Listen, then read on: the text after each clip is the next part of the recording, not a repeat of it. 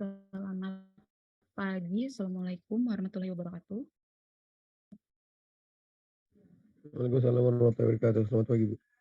Selamat pagi, Bu. Waalaikumsalam warahmatullahi wabarakatuh. Selamat pagi, Bu. Oke, untuk absen ada di kolom chat ya. Silahkan absennya diisi.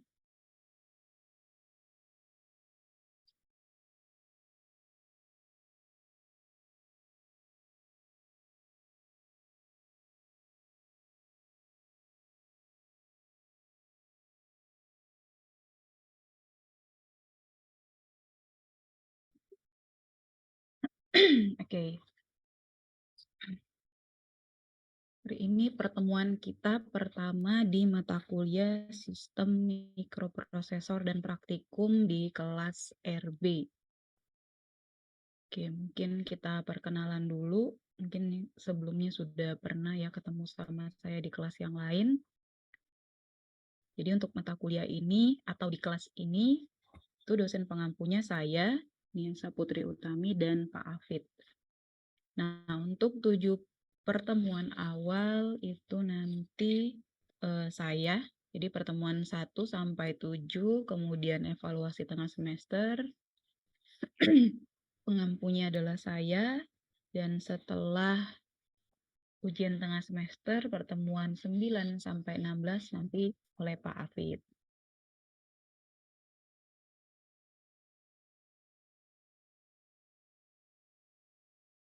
Kalau saya lihat di sini jumlah mahasiswanya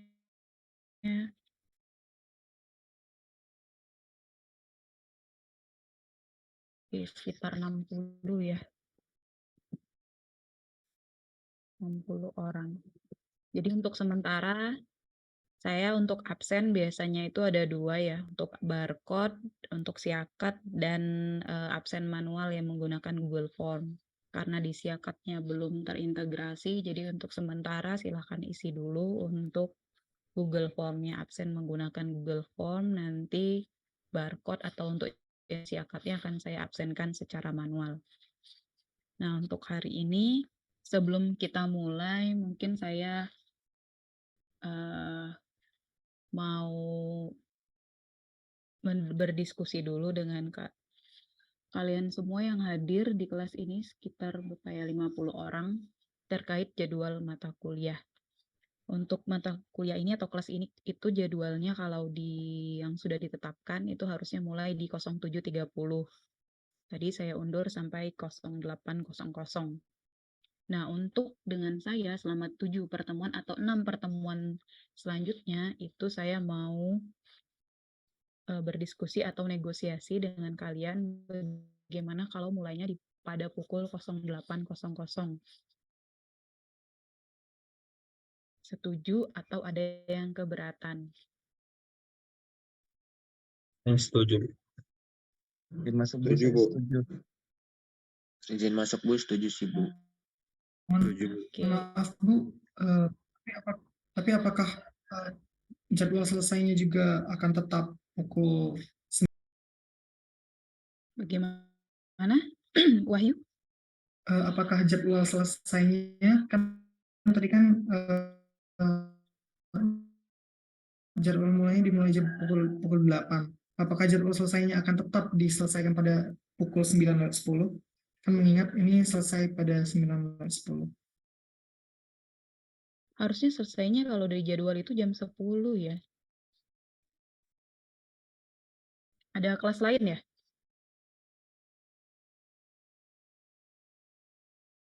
Iya Bu, pada pukul 10 juga nanti. Tapi ya, Sebentar, nanti 14.50. Oke. diatur jadwalnya. 1 jam 40 menit. 1 jam 40 menit. Sebentar saya lihat kelas RA sama RC dulu ya.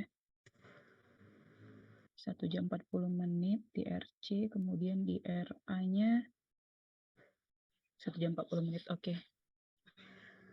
Karena itu di jadwal RD itu 7.30 sampai jam 10 ya, 2 jam 30 menit. Nah, untuk hari ini itu 1 jam 40 menit dulu, jam 9:10 ya. Mungkin kita selesainya harusnya 9:10 ya. Biar selesainya tetap sesuai jadwal. Atau saya selesaikan di 9:30 ya maksimal.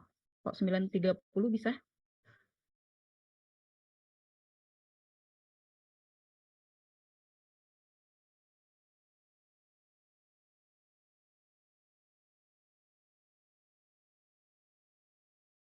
Karena ini mata kuliahnya 2 SKS plus 1, di mana untuk 1 SKS-nya itu adalah untuk praktikum. Jadi untuk kelasnya adalah 2 SKS. Jadi kalau 2 SKS itu adalah 100 menit ya, 100 menit. Jadi makanya untuk di jadwal yang lain itu adalah 1 jam 40 menit, kecuali di RD. Ini RD dibuat 2 jam 30 menit. Sehingga kalau di RD itu dimulai jam 8 tidak masalah. Nah, untuk yang di RB ini saya mulai dari jam 8 sampai 9:30, maksimal di 9:30. Apa bisa atau ada yang keberatan? Atau tabrakan dengan kelas yang lain? Saya bisa, Bu. Saya juga bisa, Bu. Oke, tadi Wahyu bisa? Kalau sampai 9:30 maksimal?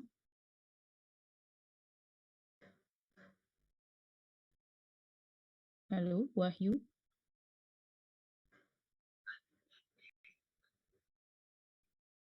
Wahyu Fajrilah?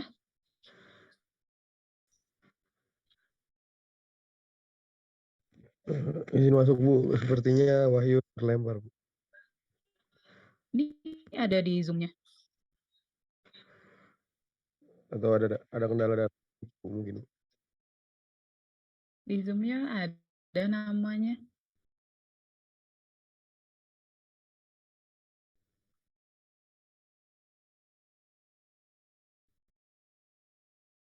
Kalau saya lihat di hari Selasa ini jadwalnya itu mulainya jam 10 semua ya. Matematika teknik jam 10 dan etika profesi itu jam 10. Jadi kalau saya selesaikan kelasnya di 9:30 harusnya tidak ada masalah. Oke, jadi deal ya, kita mulai jam 8, kemudian selesai di 9:30.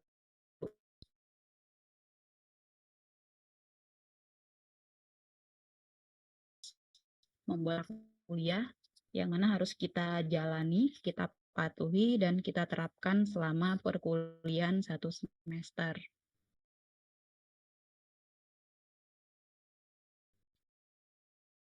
Oke, untuk kontrak kuliah ini kurang lebih sama dengan kelas yang lain.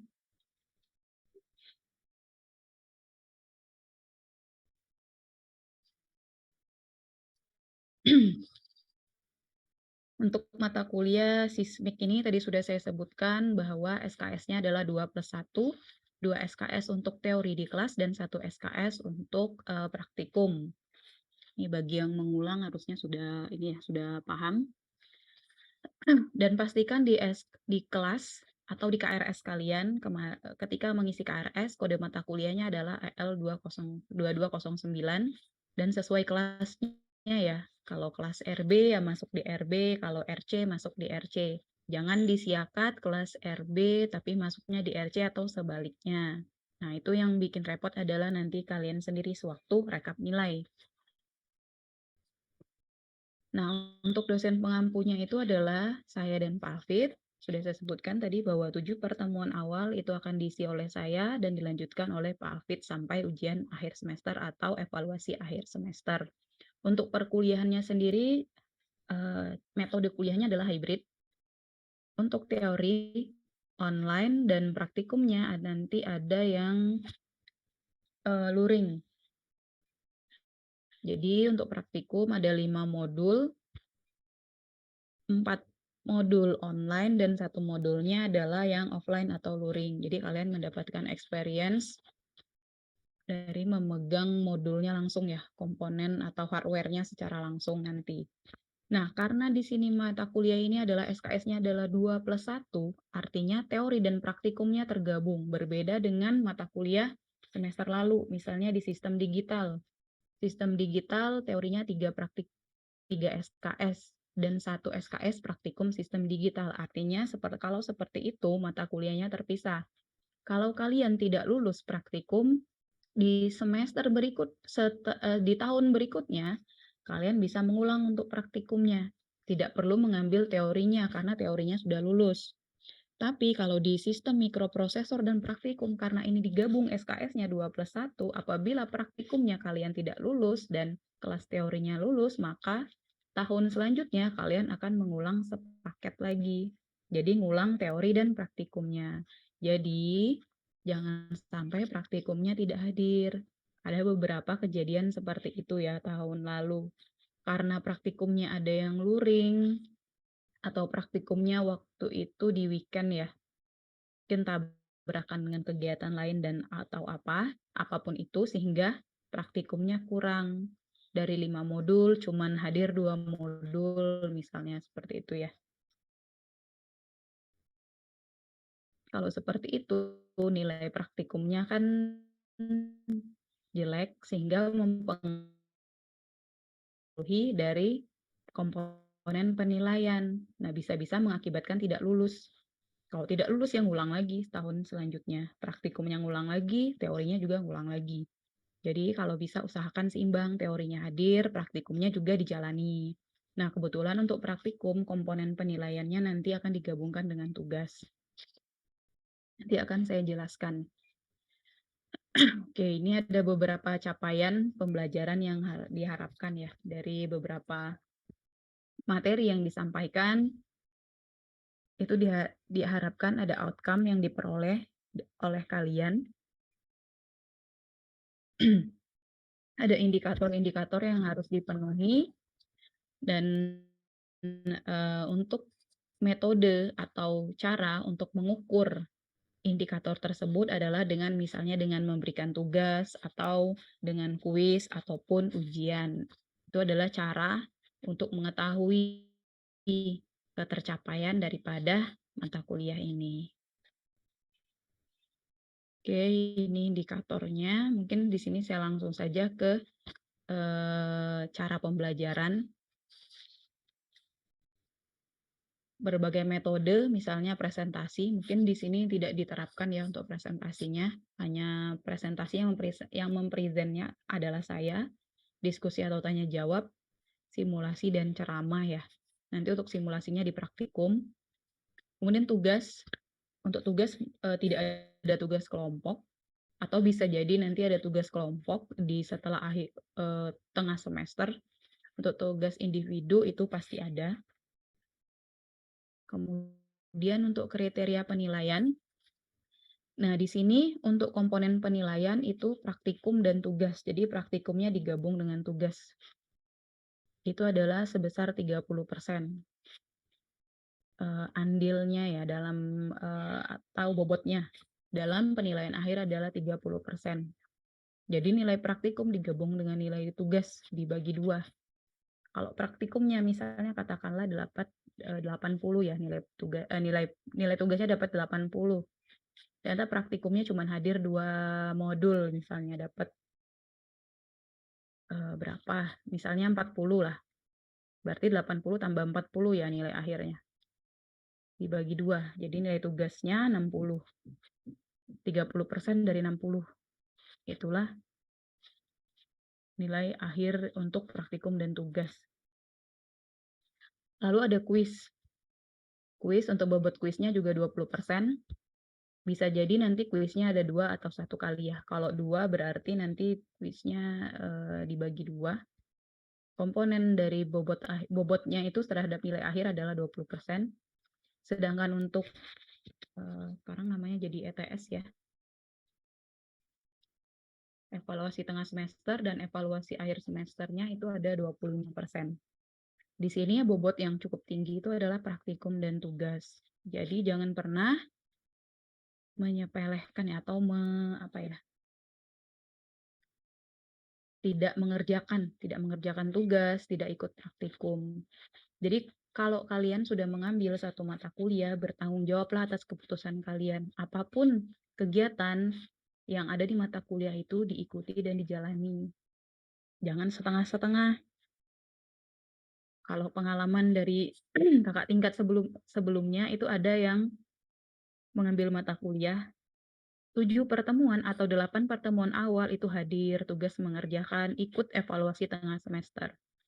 Setelah tengah semester sampai akhir semester itu menghilang. Artinya kalau seperti itu sudah pasti tidak lulus ya, nilainya bagi 2. Nilai awal semester sampai tengah semester ada dan belum tentu bagus juga. Namun dari tengah semester sampai akhir semester itu nilainya sama sekali tidak ada 0. Kalau seperti itu artinya saya sendiri bingung, apa tujuannya ikut kelas tersebut? Hadir hanya setengah semester. Dan sudah pasti di akhir semester nanti nilai akhirnya itu adalah kalau tidak E ya D gitu. Jadi bertanggung jawab sama apa yang sudah diambil, apa yang sudah dipilih. Jalani, lakukan sebaik mungkin.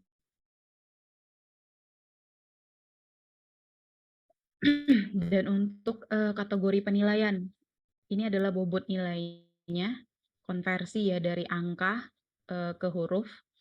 Ini nilainya sama.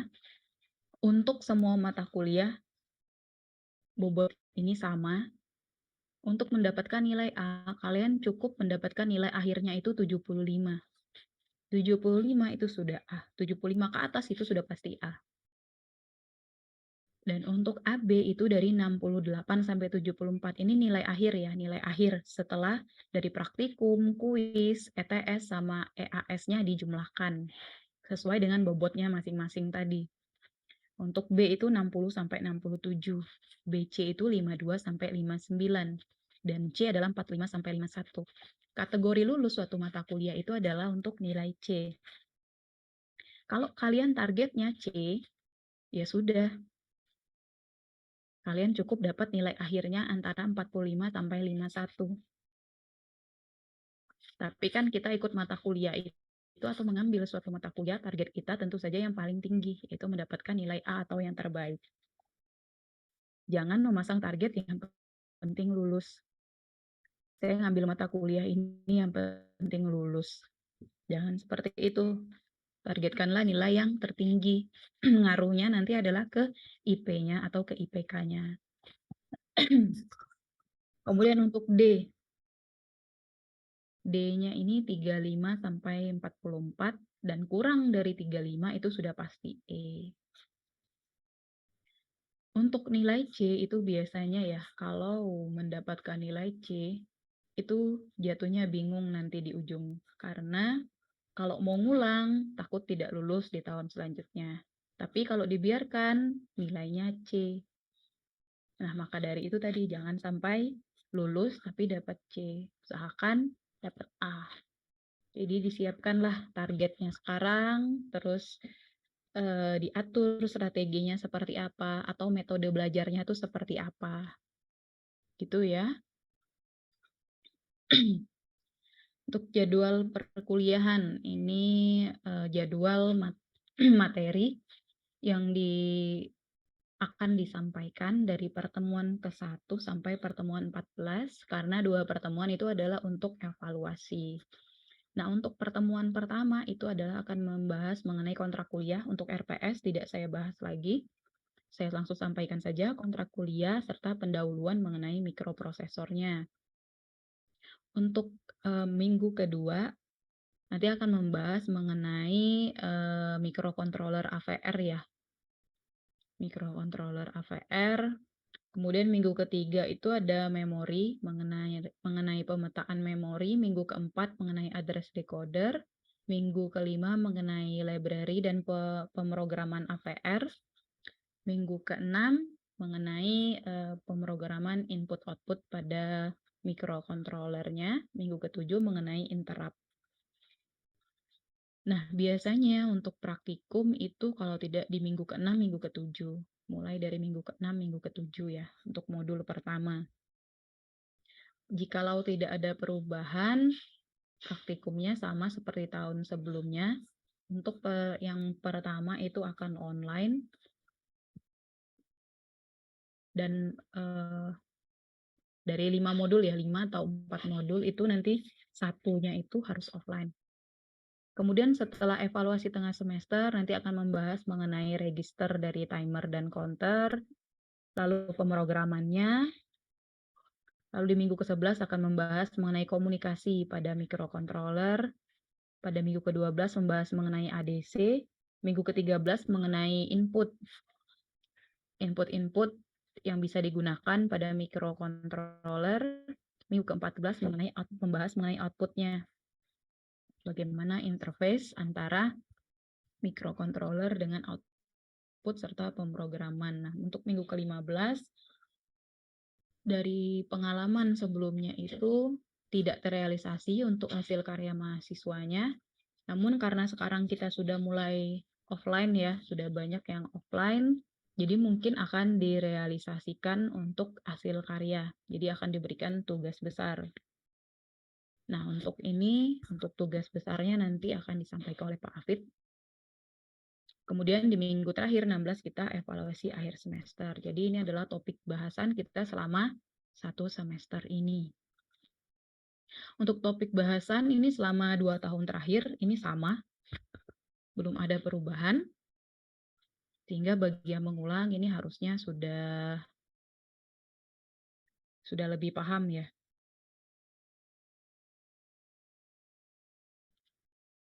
Oke, untuk tata tertib di sini ini tata tertibnya online offline ya. Yang mau saya tekankan itu adalah paling kehadiran. Kehadiran saya harap hadir di setiap kelas. Kemudian tugasnya tadi dikerjakan. Karena akan aneh jika kalian tidak hadir di kelas, namun misalnya mengerjakan tugasnya ada, kemudian ujiannya bisa dikerjakan.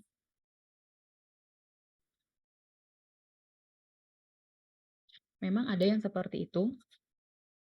Orang dengan yang diberkahi ya, dengan kemampuan yang excellence, jadi bisa meskipun tidak hadir bisa mendapatkan nilai yang bagus, tapi akan lebih baik jika hadir mengikuti prosesnya, maka setelah kalian berproses, kalian mendapatkan hasil yang sesuai dengan yang telah kalian alami atau yang kalian kerjakan. Karena saya pasti heran, misalnya si Naufal ujiannya dapat 100, tapi Naufal ini saya lihat 7 pertemuan itu tidak pernah hadir. Ya, penilaian dari saya tidak hanya tertulis saja. Jadi kita ada yang namanya hard skill sama soft skill ya. Bagaimana saya mau menilai soft skill-nya sementara di kelas saja dia tidak pernah hadir. Dari situ saya sanksi terhadap hasil kerjaannya Naufal tadi.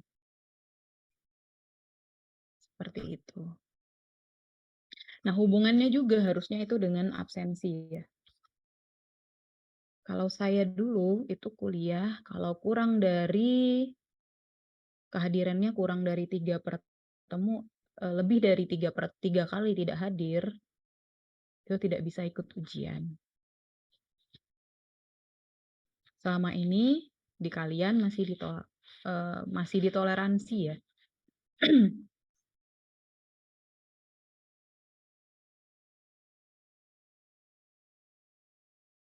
Secara tidak langsung, hal ini adalah melatih kedisiplinan kalian dan tanggung jawab kalian. Memang untuk soft skill itu tidak bisa dinilai secara langsung ya. Maksudnya tidak ada yang tidak dipeta-petakan dengan angka sekian dan sekian.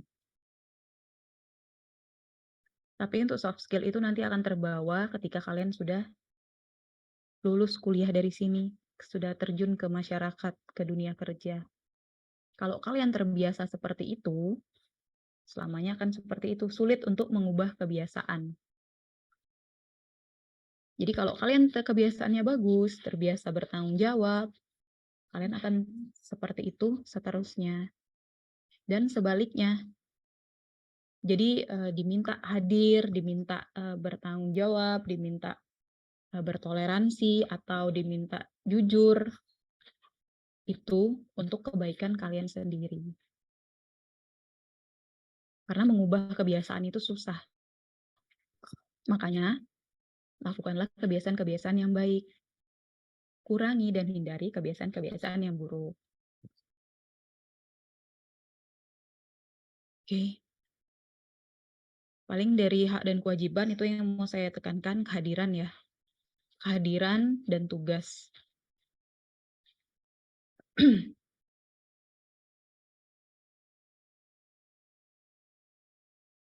Jika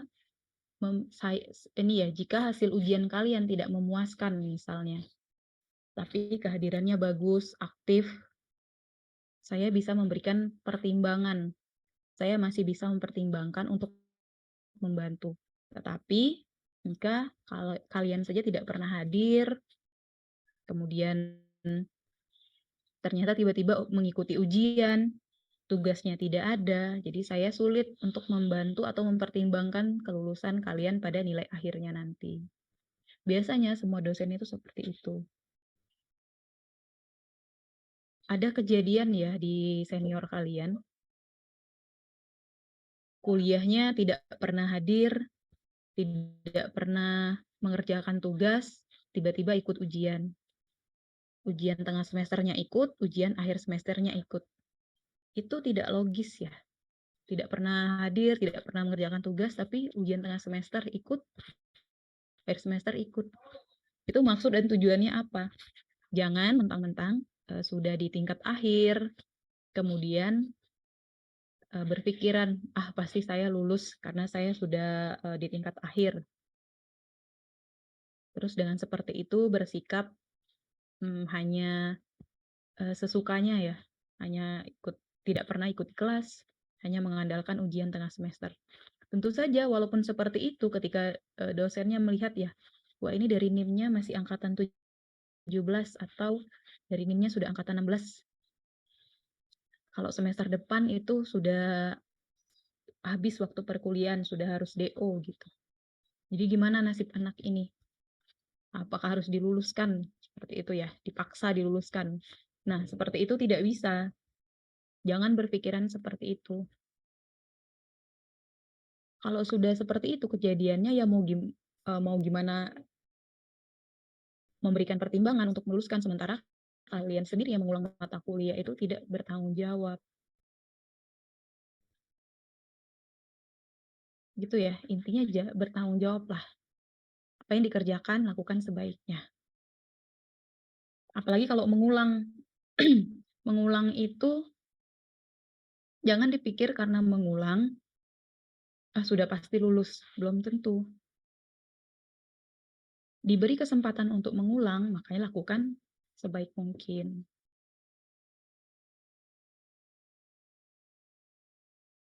Oke, gitu ya. Jadi saya minta untuk di kelas ini semuanya bertanggung jawab, ikuti perkuliahan sesuai dengan kontrak kuliah, sesuai dengan peraturan, sehingga nanti hasil akhirnya adalah sesuai yang kalian harapkan, yaitu kontrak kuliah. Nah, untuk kontrak kuliah ini adalah perjanjian antara kami, dosen pengampu, dengan kalian.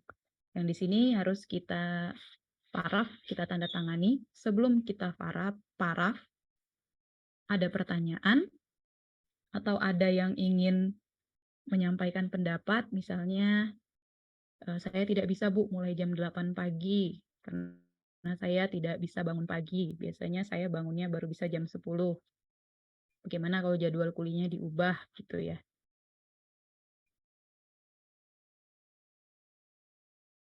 Ada pertanyaan?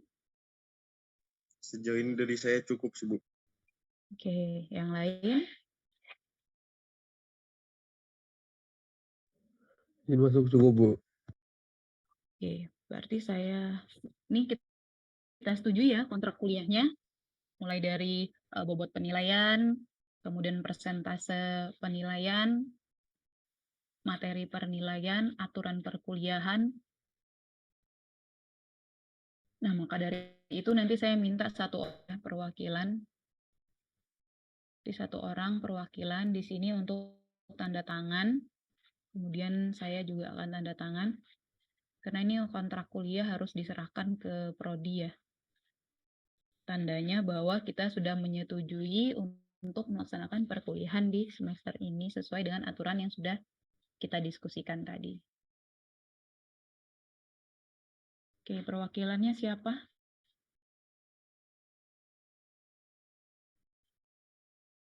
Sudah ada, belum ada ya? Ketua kelasnya mungkin kita tunjuk saja ketua kelas. Saya aja, Bu. Oke, bentar. Siapa tadi? Fauzan, Bu. Fauzan. Fauzan Nurmansyah ya. Oke, nanti Fauzan bantu ya ditandatangani. Baik, Bu.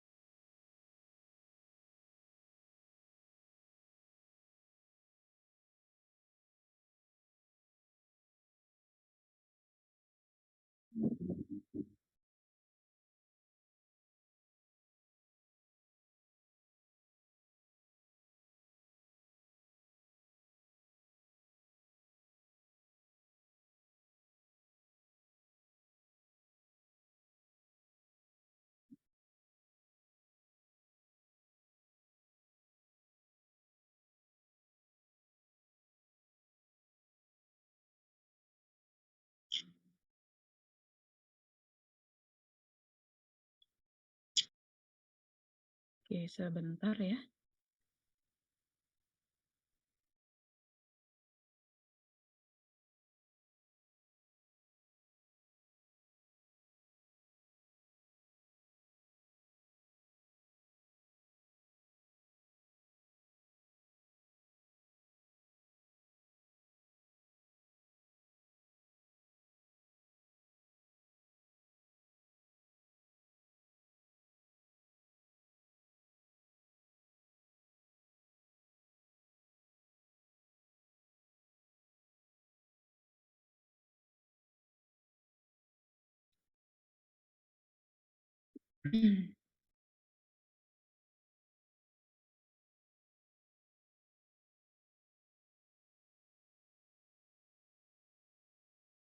Nah, untuk Google Classroom ada di kolom chat, silakan join. Di Google Classroom ini sudah ada materi ya. Ini saya pakai Classroom yang lama. Jadi materinya sudah ada dari pertemuan 1 sampai 14 ya. Silakan join ke Google Classroom-nya dan usahakan kalau di Classroom itu namanya sesuai dengan nama yang disiakat ya. Jadi namanya itu nggak aneh-aneh, sehingga ketika saya mengkoreksi tugas ataupun ujiannya, saya nggak bingung mencari namanya.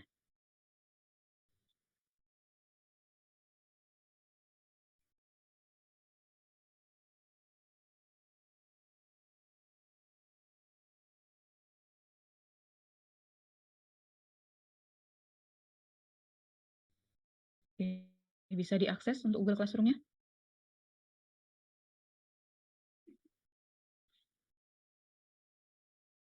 Bisa diakses? Bisa, Bu. Bisa, Bu. Oke, jadi untuk materi itu sudah ada di Google Classroom, tidak banyak yang berubah ya. Jadi silakan kalian akses, silakan di-download. Oke, mungkin nanti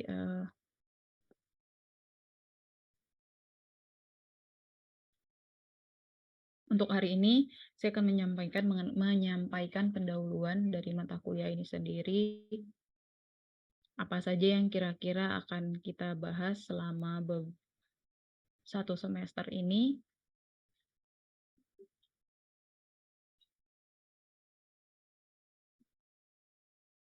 Oke, untuk mata kuliah ini sebenarnya bisa dibilang lanjutan ya. Lanjutan daripada sistem digital. Jadi jikalau kalian sudah mengambil mata kuliah sistem digital, berarti kalian sudah punya dasar untuk di mata kuliah sistem mikroprosesor ini. Selain itu juga ini juga berhubungan dengan mata kuliah PMC, karena bahasa pemrograman nanti akan digunakan itu adalah bahasa C.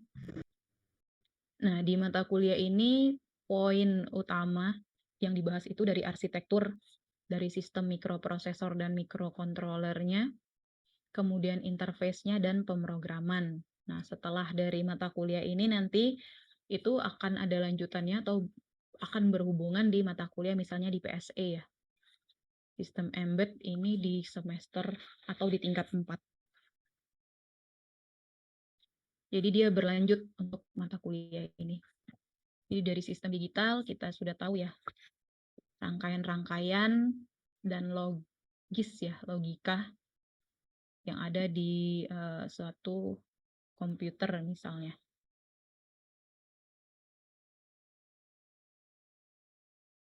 Oke, sebentar.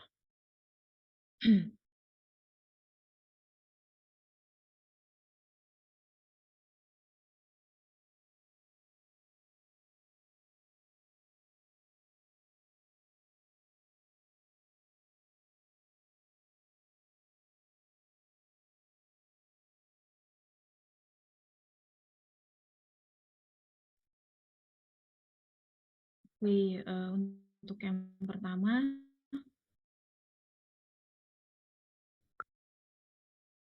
di sini saya akan menjelaskan dahulu mengenai dari sebuah komputer.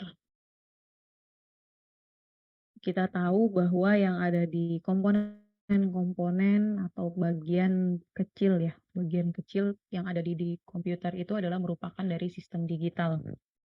Nah, komputer itu terdiri dari bagian utama seperti dia memiliki yang namanya CPU, memiliki monitor, dan memiliki keyboard. Masing-masing dari komponen tersebut mempunyai fungsinya. Misalnya monitor sebagai display, kemudian keyboard untuk input ya. Kemudian CPU. Nah, di dalam CPU ini terdapat yang namanya motherboard. Jadi CPU itu dia punya motherboard atau mainboard. Nah, di mainboard ini dia punya berbagai macam komponen. Kalau kita lihat di gambar ini komponennya banyak. Dan kalian sudah familiar dengan komponen-komponen ataupun dengan komputer ya, di dunia komputer. Cukup familiar karena biasa menggunakan. Jadi sudah tahu apa itu monitor, keyboard, dan perangkat komputer lainnya.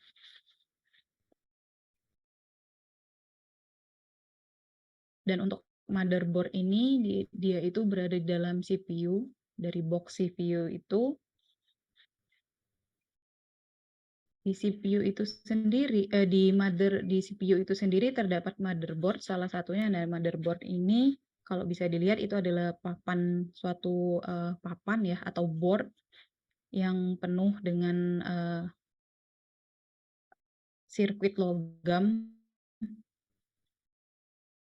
tempat berbagai macam komponen elektronik ini terpasang dan mereka ini berkomunikasi satu sama lain atau terhubung satu sama lain. Masing-masing komponen itu ada fungsinya. Ada yang namanya prosesor, terus ada soket ya, soket I/O, dan itu ada fungsinya masing-masing. Yang kita bahas nanti itu adalah dari prosesornya. Nah, tugasnya nanti, ini tugasnya sama seperti sebelumnya.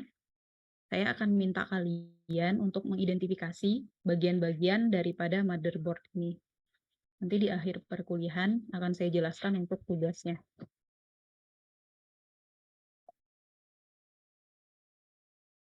Oke, kita kembali ke mikroprosesor. Jadi sudah saya sebutkan tadi bahwa mikroprosesor ini merupakan lanjutan dari mata kuliah sistem digital. Artinya mikroprosesor ini adalah cara kita mengimplementasikan dari rangkaian-rangkaian logika yang sudah kita pelajari di sistem digital.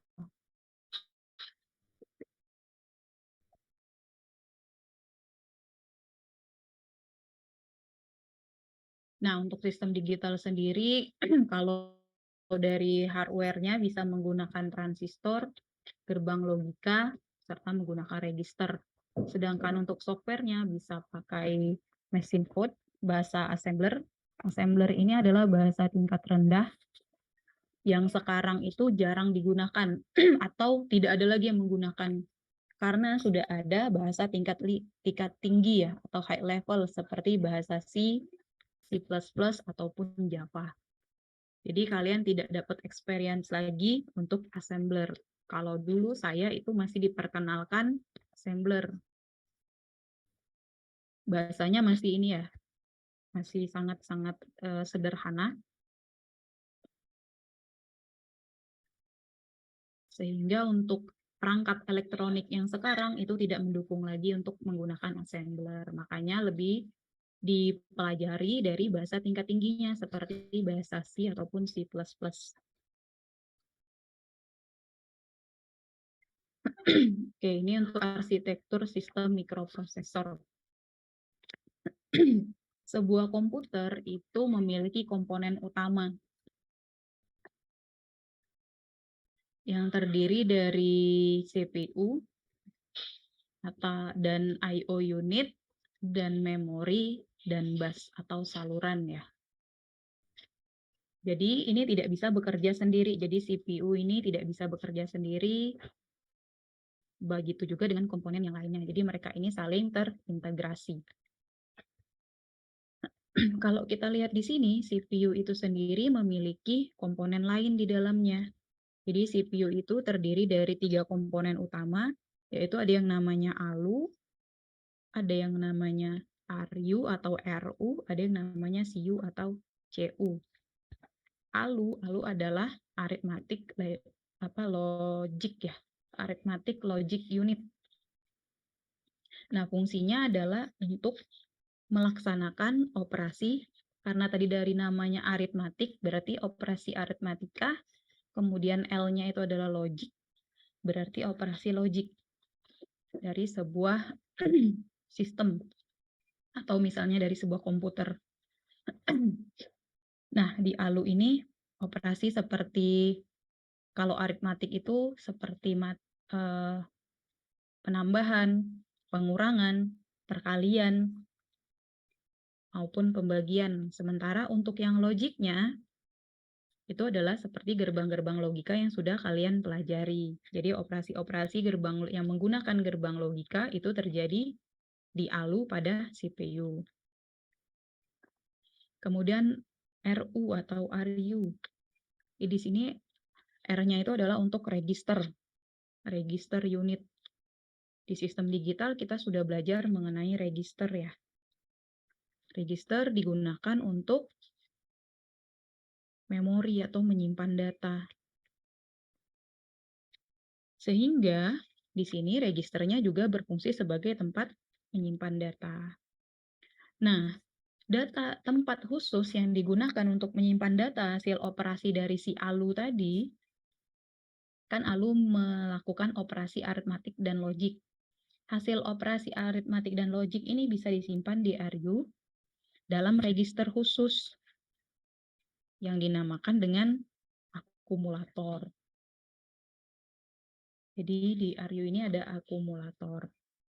Kemudian terakhir ini di CU atau CU. C-nya itu adalah control, jadi control unit.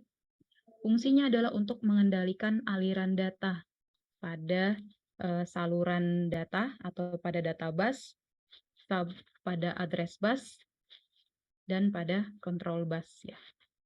Jadi dia mengendalikan aliran data.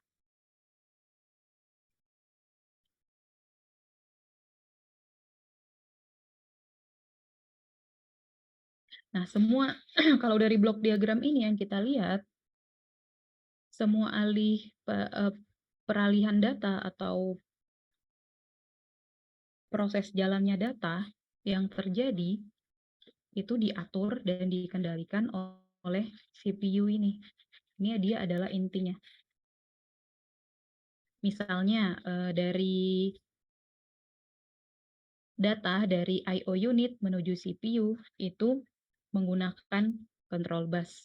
Nah, data yang masuk ya, ini karena dari control busnya ini adalah dua arah, artinya dia terjadi komunikasi dua arah, bisa mengirimkan data dari I/O unit ke CPU, atau bisa sebaliknya ya, dari CPU ke I/O unit. Pengiriman data dari I/O unit ke CPU itu disebut dengan proses membaca data. Kemudian pengiriman data dari sebaliknya ya, dari CPU ke I/O unit itu disebut dengan proses menuliskan data atau write. Jadi ketika kita menggunakan komputer misalnya ya, kita melakukan dua proses yaitu read sama write. Ketika datanya masuk dari I/O unit ke CPU, itu kita melakukan proses read. Dan sebaliknya, dari CPU ke I/O unit, kita melakukan proses yang namanya proses write. Proses write atau menulis. Nah, kedua proses itu dilakukan melalui control bus atau saluran kontrol atau saluran ini ya, kendali atau saluran pengendali. Nah, CPU ini juga berkomunikasi dengan memori atau tempat penyimpanan ya.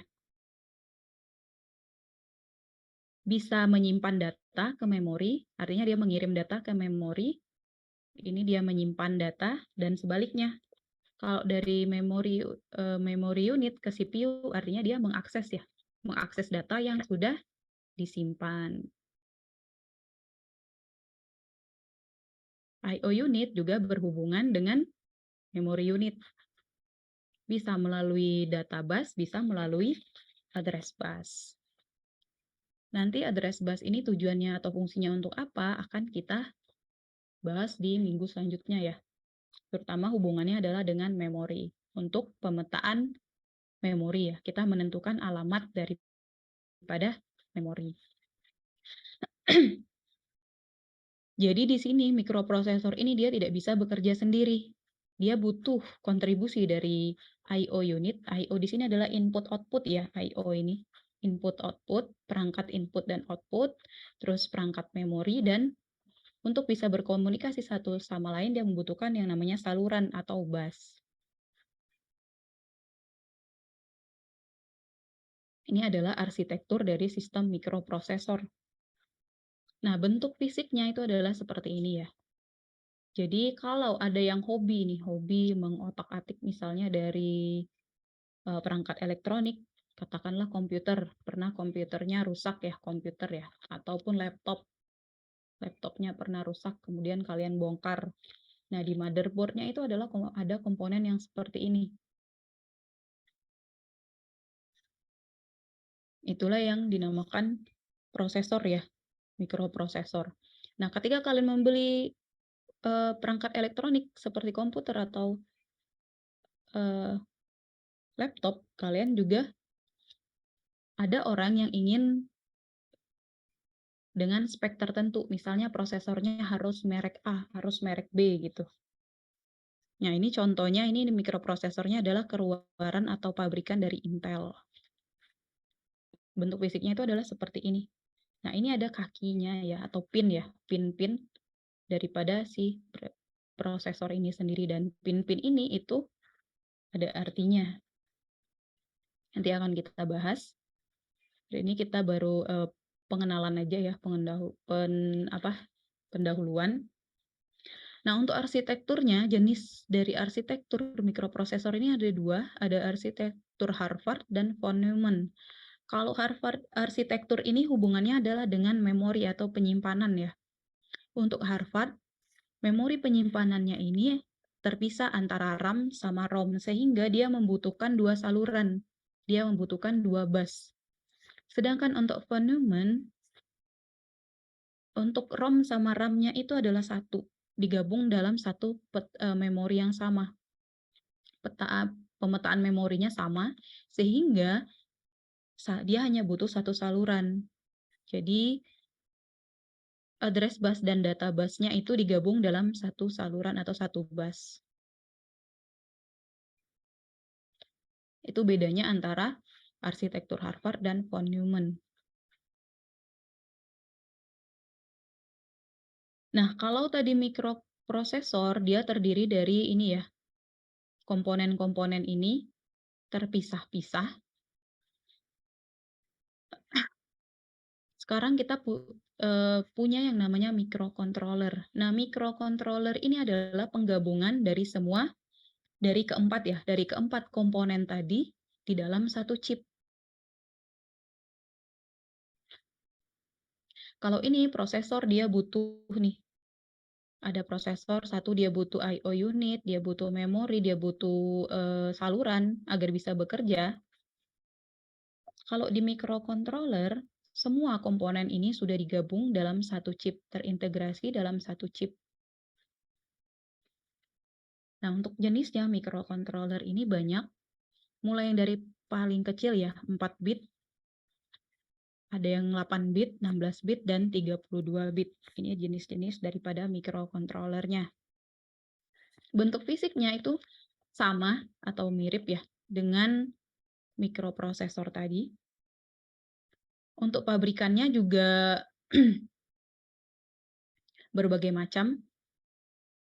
Ada yang dari ATmega ya, Atmel, ada dari Infineon, dan dia juga memiliki pin-pin. Nah, jumlah pin ini, kalau dia misalnya, ini bentuk fisiknya daripada microcontroller tadi. Harusnya kalau di praktikum ya, praktikum elektronika, kalau saya dulu itu menggunakannya di elektronika, menggunakan yang ATmega.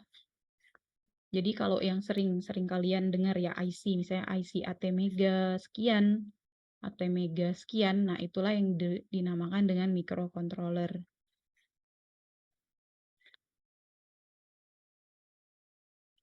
Kalau dulu microcontroller digunakan di dalam suatu rangkaian, itu bentuk fisiknya itu masih seperti ini, masih terpisah.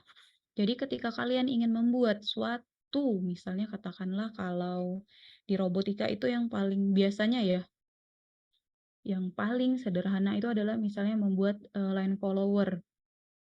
Ketika membuat line follower, kalau dulu itu komponennya itu masih terpisah, belum ada modul ya.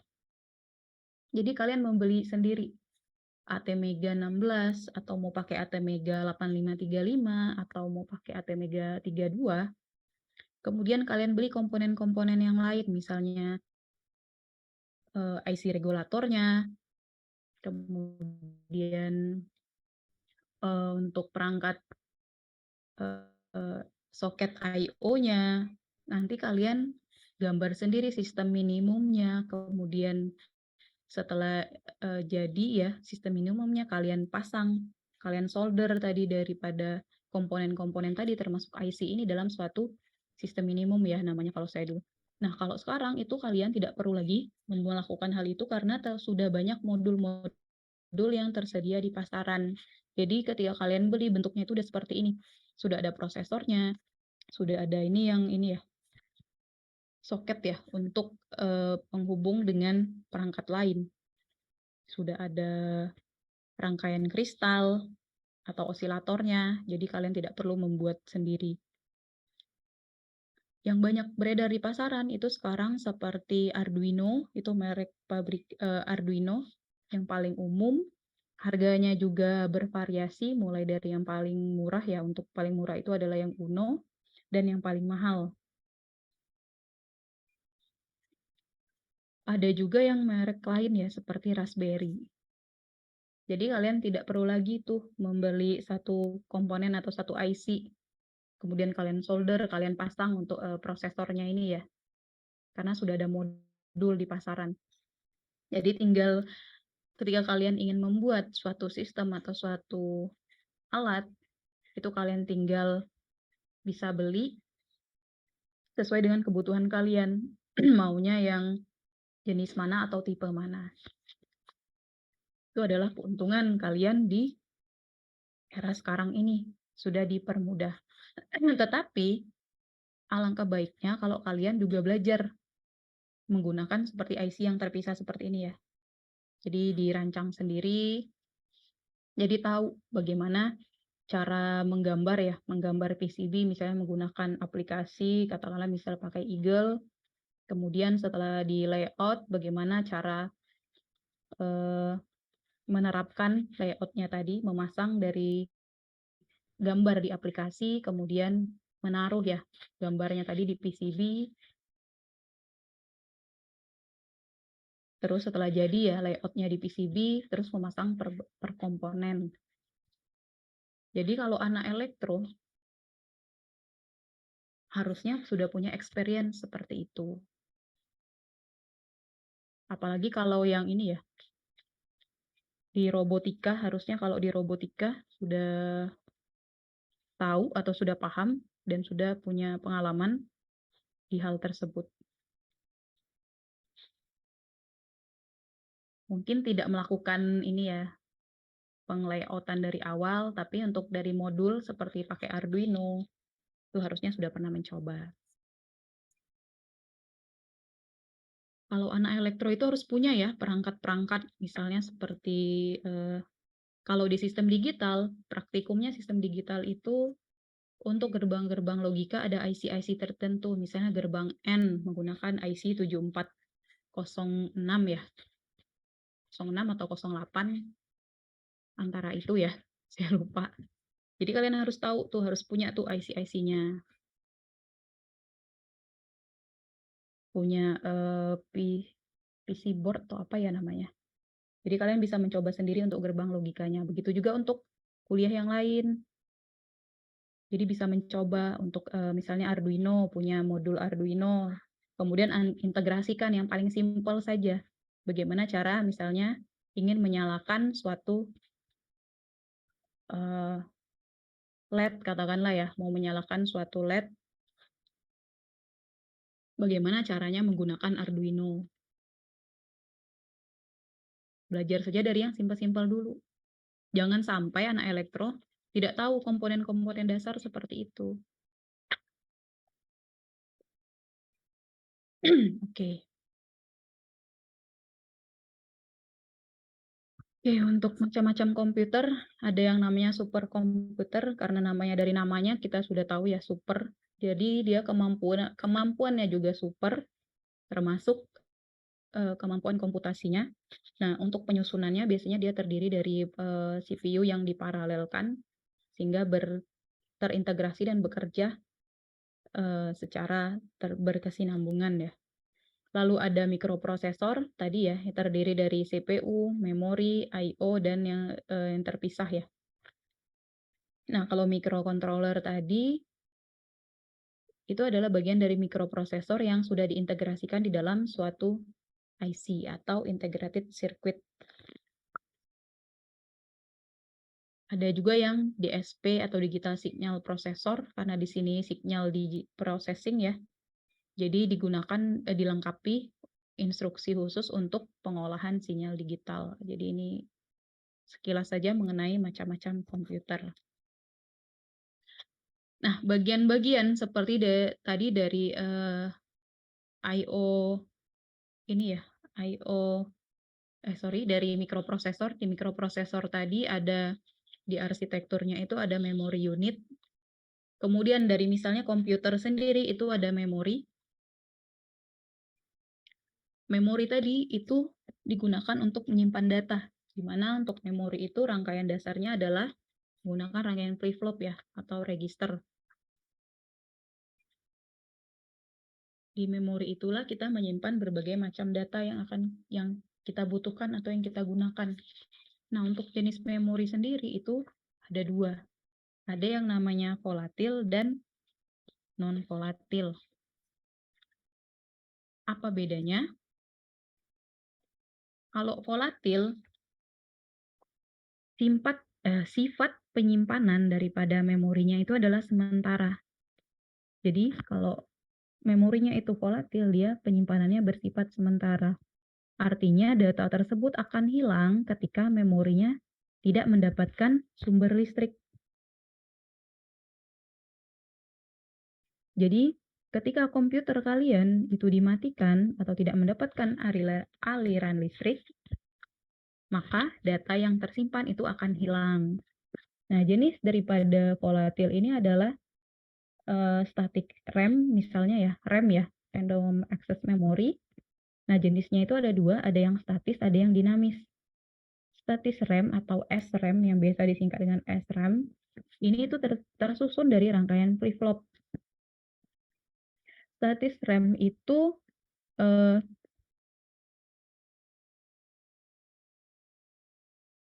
dia terpasang secara permanen. Kalau statis berarti kan tidak dapat digerak atau tidak bisa dipindahkan. Jadi ya sudah terpasang secara permanen di perangkatnya. Nah, kalau dinamis atau dinamik itu berarti dia bisa dilepas pasang, bisa dipindah. Nah, rangkaian penyusunnya itu adalah dari kapasitor. Jadi datanya tadi disimpan di dalam kapasitor penyimpanan. Lalu yang kedua ada non-volatil ya. Kalau non-volatil artinya adalah kebalikan daripada yang volatil tadi. Kalau non-volatil berarti dia bisa menyimpan data secara permanen. Jadi artinya ketika dia tidak mendapatkan aliran listrik, datanya tetap tersimpan, jadi tidak akan hilang.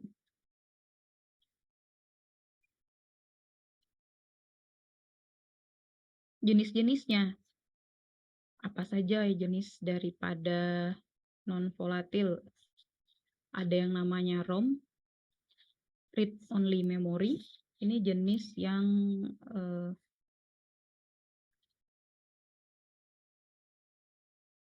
biasanya itu sudah terprogram ya, diprogram dari pabrik. Jadi dia ini dari memori semikonduktor yang didesain untuk menyimpan data secara permanen.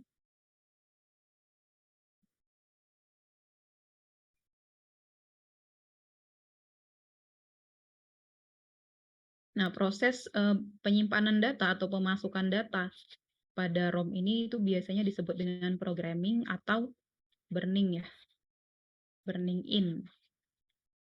Kemudian ada juga yang dinamakan PROM.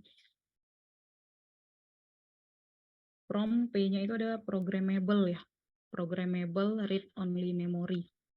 Jadi PROM ini bisa diprogram sesuai dengan kebutuhan pengguna, tetapi tidak bisa dihapus dan tidak bisa diprogram kembali. Jadi dia hanya bisa diprogram sebanyak satu kali sama usernya. Kemudian ada EEPROM. EEPROM ini kalau memori ya, memori menggunakan EEPROM berarti memorinya itu dapat diprogram oleh user, bisa dihapus dan diprogram kembali sesuai dengan kebutuhan. Jadi dia bisa diprogram, bisa dihapus, dan bisa diprogram kembali sesuai kebutuhan.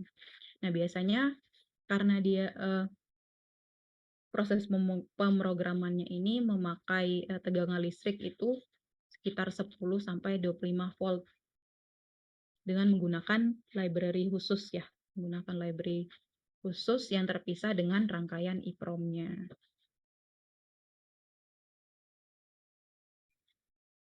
Dan yang terakhir ini ada EEPROM. EEPROM atau electrically erasable. Jadi EEPROM ini generasi penerus dari EEPROM. Kelebihannya adalah penghapusannya dapat dilakukan secara individual byte pada susunan memori. Jadi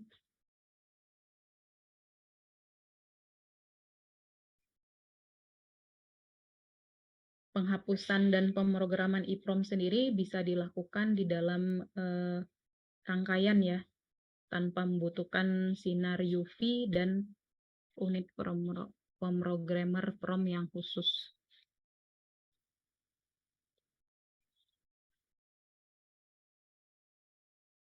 Untuk tegangan yang bisa menghapus ya pada EEPROM ini itu bisa sekitar kisaran 21 volt untuk EEPROM itu sendiri. Jadi ini dari macam-macam memori nih. Yang biasa harusnya ya sudah familiar dengan kalian, pasti sudah pernah mendengar RAM atau ROM, istilah RAM dan ROM.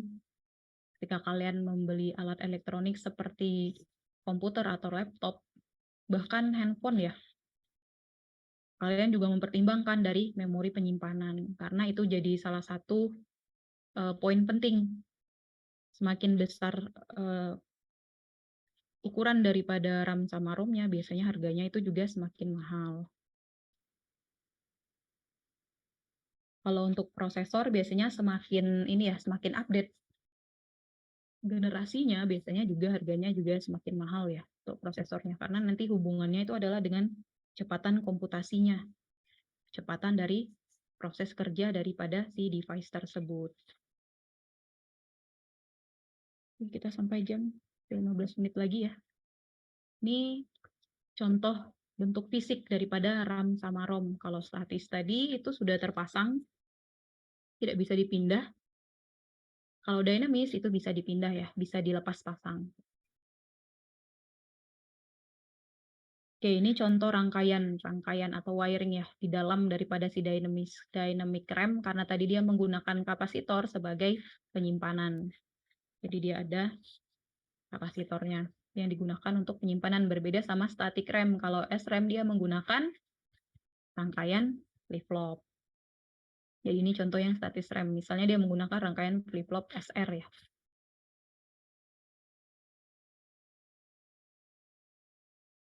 Ini bentuk fisik daripada yang EEPROM. Saya percepat saja. Oke, nah ini adalah gambar dari arsitektur komputer tadi. Tadi ada dua, von Neumann sama Harvard ya. Kalau Harvard itu dia punya dua saluran yang berbeda antara untuk yang memori RAM sama ROM-nya ya, itu terpisah. Sementara kalau von Neumann itu sama. Alamatnya memorinya satu, jadi dia hanya butuh satu saluran atau butuh satu bus. Oke, ini arsitekturnya tadi sama. Oke, kemudian ada yang namanya three-state buffer. Karena di sini kita ada berbagai macam saluran ya, ada data bus, ada address bus, ada control bus untuk yang arsitektur mikroprosesor. Nah, dari CPU ini misalnya ke memori, kemudian ada bisa juga ke I/O ya, I/O unit, ini bisa menggunakan data bus. Karena digunakan yang sama, itu bisa jadi tabrakan data. Sehingga untuk menghindari tabrakan data itu digunakanlah yang namanya three-state buffer. Three-state buffer, kalau kalian lihat di sini gambar ini gambar rangkaiannya ya, itu prinsipnya kerjanya itu sama dengan switch. Jadi dia prinsipnya sama dengan switch, akan bisa di-on-kan atau bisa di-off-kan untuk melewatkan suatu data. Jadi prinsip kerjanya itu adalah seperti ini. Misalnya di sini ada satu bus, satu saluran, kemudian kita punya 3 device. Device 1, device 2, dan device 3. Dan di sini ada rangkaian tri-state buffer tadi ya. Ini misalnya tri-state buffer 0, tri-state buffer 1, dan tri-state buffer 2. Gunanya tadi adalah sebagai switch. Data mana dari device mana yang akan lewat, dia menentukan data mana dan device mana yang akan lewat, sehingga yang device yang lain ini akan diputus ya kalau switch. Artinya ketika dia terputus, data tidak bisa lewat. Ketika dia tersambung, maka datanya akan lewat. Misalkan ada data dari device 1, kita ingin data di device 1 ini lewat, masuk ya, melewati bus ini. Agar tidak tabrakan dengan data dari device 2 dan device 3, berarti device 2 sama device 3-nya kita putus, switch-nya, yang di device 1 kita sambung. Begitu sebaliknya ya. Jadi itu guna atau manfaat daripada yang namanya tri-state buffer.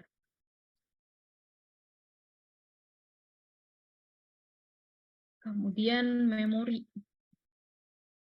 Memori di sini, memori rangkaian dasarnya itu kita menggunakan register. Register sudah dibahas ya di sistem digital. Jadi saat register bisa tersusun dari rangkaian flip-flop, jenis flip-flop yang digunakan tergantung dari usernya. Ada yang menggunakan SR, JK, ada yang D, ada yang T. Nah, satu register ini itu hanya bisa menyimpan satu data bit ya. Kalau di gambar ini dia menggunakan flip-flop D. Ini adalah untuk input. Inputnya dari sini, dari D0 sampai D7, kemudian outputnya di sini adalah key ya. Key 0 sampai key 7. Jadi ini adalah rangkaian di dalam memori tuh, yang ada di dalam memori penyimpanan. Di dalamnya itu adalah seperti ini. Terdiri dari beberapa register untuk menyimpan data. Nah, lalu bagaimana interaksi antara sistem mikroprosesor dengan lingkungan atau komputer dengan lingkungan lah, kita katakan. Untuk bisa berinteraksi antara komputer dengan lingkungan itu kita butuh perangkat tambahan. Perangkat tambahan ini itu yang disebut dengan peripheral device ya, perangkat tambahan. Jadi dia berupa perangkat keras atau hardware yang dihubungkan dengan komputer. Tujuannya adalah untuk membantu pekerjaan agar komputer itu bisa berinteraksi dengan lingkungan. Yang dihubungkan tadi adalah yang bagian mana dari CPU, dari memori, dan I/O unit. Tentu saja adalah I/O unit. Karena dia hubungannya adalah dengan input dan output. Jadi kalau untuk berinteraksi kita butuh peripheral device input dan peripheral device output. Untuk yang input, yang membantu kita menginputkan atau memasukkan data misalnya seperti keyboard, mouse, atau mikrofon misalnya ya, atau stylus pen membantu kita menulis ya. Kemudian untuk peripheral output itu yang membantu kita atau perangkat tambahan yang bisa menampilkan hasil data yang sudah kita olah atau yang kita simpan di memori. Bisa dalam bentuk fisik ya, fisik, atau yang hanya dilihat atau tampilan seperti monitor. Nah, monitor itu bisa termasuk dari peripheral output. Lalu bisa juga printer. Printer itu membantu kita mencetak data yang sudah kita olah atau kita simpan. Kemudian speaker. Kalau kita tadi menginputkan suara, berarti kita outputnya kita butuh speaker. Atau kita butuh outputnya kita bisa menggunakan headphone ya, atau headset. Misalnya kita menginputkan dari suara. Jadi kita butuh perangkat tambahan agar mikroprosesornya atau komputer itu bisa berinteraksi dengan lingkungan. Tentu saja interaksinya itu adalah membantu pekerjaan kita atau berguna ya bagi pekerjaan kita. Oke, ini adalah blok diagram daripada suatu CPU sederhana. Pada dasarnya, dia sama seperti arsitektur tadi, pasti punya 4 komponen utama, yaitu ada yang namanya CPU, punya register unit ya, punya ALU, punya 3 ya, 3 komponen utama, punya ALU, punya CU, sama RU. Ini ALU, kemudian register, ini untuk tempat penyimpanan memori, kemudian punya bus, control bus ya, CU, untuk tempat lewatnya data-data tersebut. Nah, ini contoh untuk letak blok diagram akumulator, di mana tadi akumulator itu tempat penyimpanan hasil pengolahan data daripada si ALU tadi. Ini contoh blok sederhananya. Nah, ini adalah contoh CPU dari microcontroller AVR. Ini minggu depan kita bahas mengenai AVR. Ini ada CPU sederhananya. Sama ya, karena arsitektur utamanya tadi pasti dari ALU, RU, sama CU. Nah, untuk RU-nya, registernya, di sini ada static RAM-nya, kemudian ada program flash, ada introduction register, ada register status atau status register. Ini adalah CPU daripada AVR. Oke, ini contoh dari static RAM.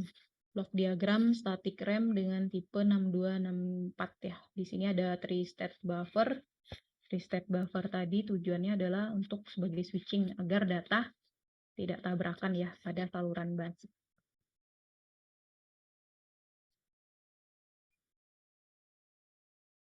Nah, untuk secara lengkap, minggu depan kita bahas tentang arsitektur AVR. Kurang lebih itu blok diagramnya adalah seperti ini.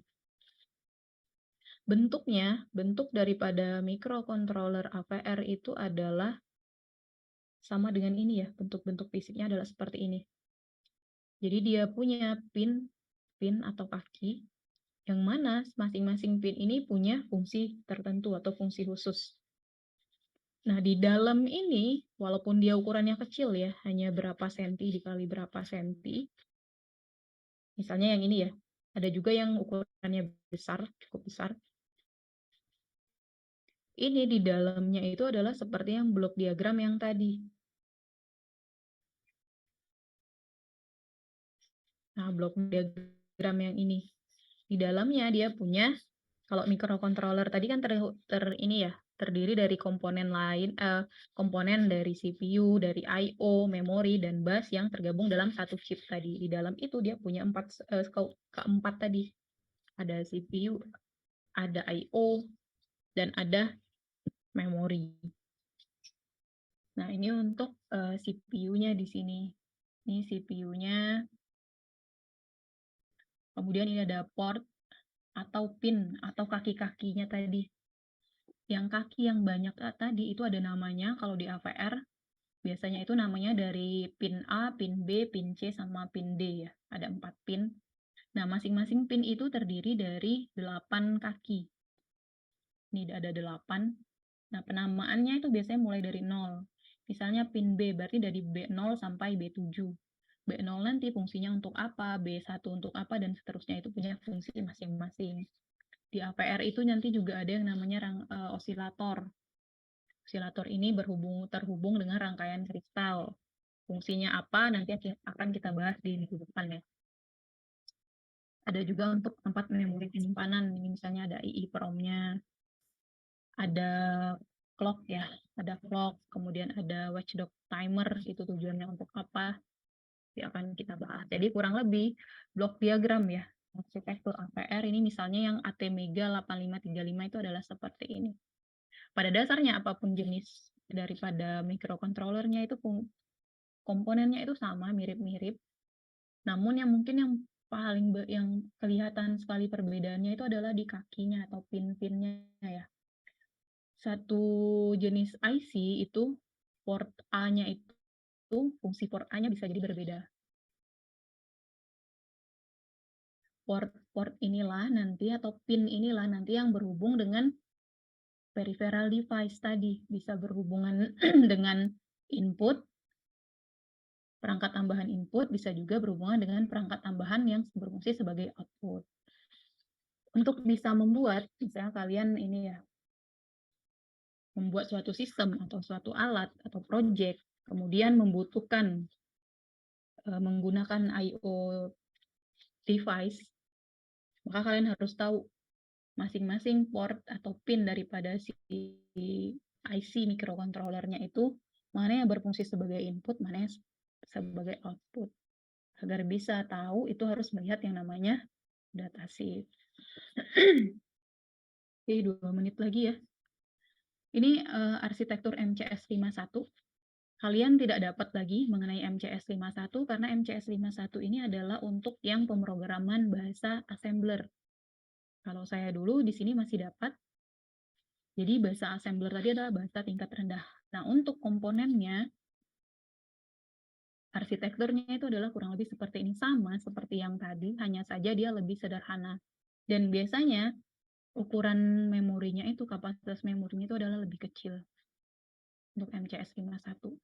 Karena kurang advance atau tidak relevan ya, tidak relevan lagi dengan perangkat elektronik yang beredar sekarang, di zaman sekarang, makanya MCS 51 ini sudah tidak digunakan lagi. Ini harusnya sudah 10 tahun berlalu ya, tidak pernah digunakan lagi. Karena dia menggunakan yang namanya bahasa tingkat rendah, yaitu bahasa assembler. Sementara sekarang kalian di zaman era revolusi 4.0, bahkan sudah memasuki 5.0, di mana kalian ini di zaman IoT ya. IoT yang sangat berkembang, kemudian microcontroller atau microprosesor itu sudah sangat bagus perkembangannya. Speed komputasinya itu sudah sangat-sangat cepat ya. Misalnya saja dari Intel ya, dari Core i3, i5, i7,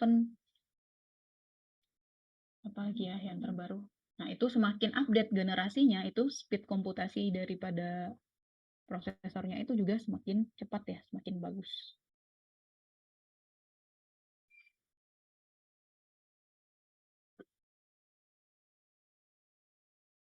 Oke, nanti ini untuk memori.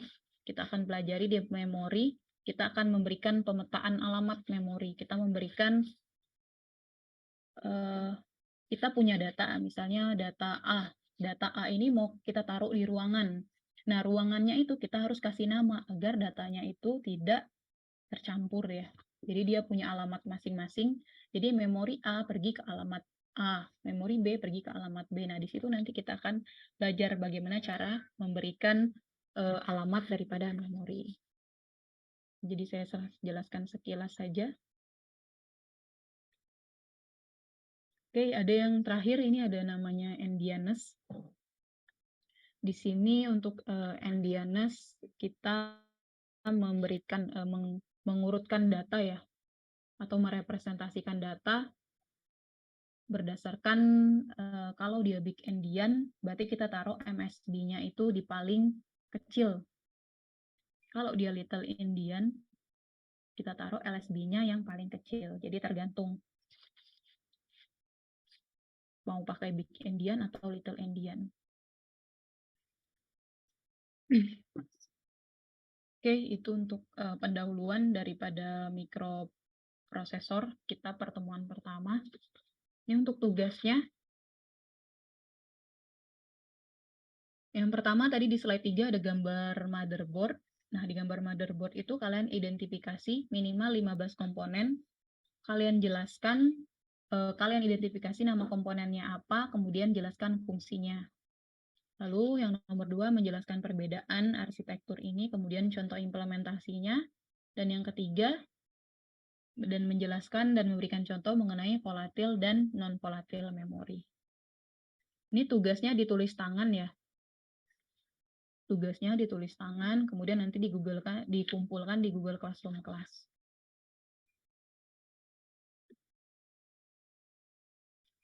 Ada pertanyaan? Baik materi ataupun tugas?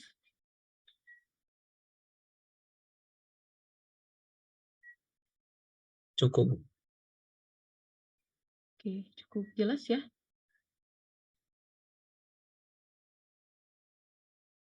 Oke, untuk tugasnya itu deadline-nya hari seminggu lah ya, dari sekarang hari Senin lah, tanggal 6. Jadi saya buatkan di tempat pengumpulannya.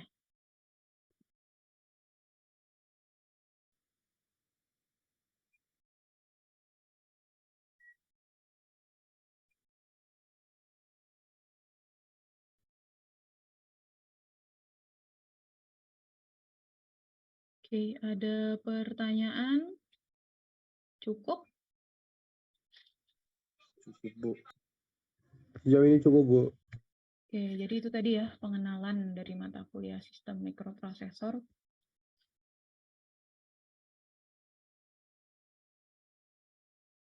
Jadi tidak semua yang saya sampaikan itu ada di slide-nya.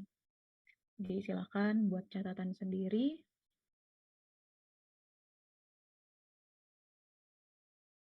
Oke, karena sudah 9.34,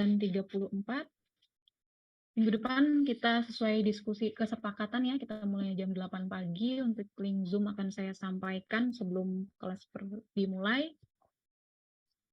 Absen sudah semua?